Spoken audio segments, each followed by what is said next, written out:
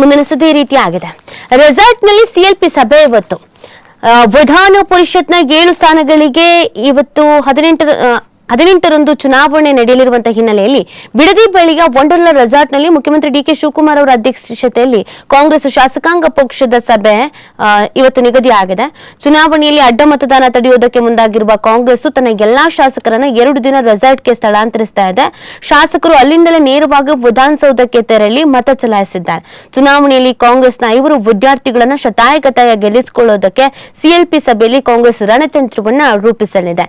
DK Shivakumar ಅವರು ಕಾಂಗ್ರೆಸ್ ಶಾಸಕಾಂಗ ಪಕ್ಷದ ನಾಯಕರಾಗಿ ಆಯ್ಕೆಯಾದ ಬಳಿಕ ನಡೀತಾ ಇರುವಂತಹ ಮೊದಲ ಶಾಸಕಾಂಗ ಪಕ್ಷದ ಸಭೆಯಾಗಿದ್ದು ಸಂಜೆ 6:30ಕ್ಕೆ ಸಭೆ ಆರಂಭ ಆಗಲಿದೆ. ಕಾಂಗ್ರೆಸ್ನ ಉಸ್ತುವಾರಿ ರಣದೀಪ್ ಸಿಂಗ್ ಸುರ್ಜೇವಾಲಾ, ಮಾಜಿ ಮುಖ್ಯಮಂತ್ರಿ ಸಿದ್ದರಾಮಯ್ಯ, ಕೆಪಿಸಿಸಿ ಅಧ್ಯಕ್ಷ ಬಿಕೆ ಹರಿಪ್ರಸಾದ್, ಶಾಸಕರು ಹಾಗೂ ಪರಿಷತ್ನ ಸದಸ್ಯರು ಈ ಸಭೆಯಲ್ಲಿ ಭಾಗವಹಿಸಲಿದ್ದಾರೆ. ರೆಸಾರ್ಟ್ನಲ್ಲಿ ಶಾಸಕರ ವಾಸ್ತವ್ಯಕ್ಕೆ 135 ಕೊಠಡಿಗಳನ್ನು ಕಾಯ್ದಿರಿಸಲಾಗಿದೆ. ಸುಮಾರು 150 ಮಂದಿಗೆ ಊಟೋಪಚಾರ ಸೇರಿದಂತೆ ಸಕಲ ವ್ಯವಸ್ಥೆಯನ್ನ ಮಾಡಲಾಗಿದೆ.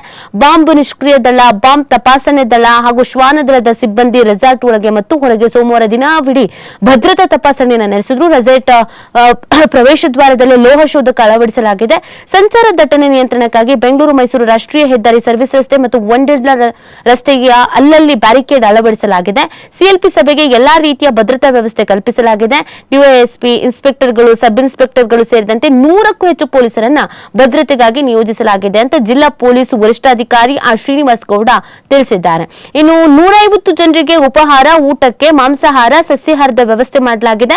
ಸಭೆ ನಡೆಸೋಕೆ ಹಾಲ್ನಲ್ಲಿ ಆಸನಗಳು, ಮೈಕು ಸೇರಿದಂತೆ ಎಲ್ಲ ರೀತಿಯ ಸಿದ್ಧತೆ ಮಾಡಲಾಗಿದೆ.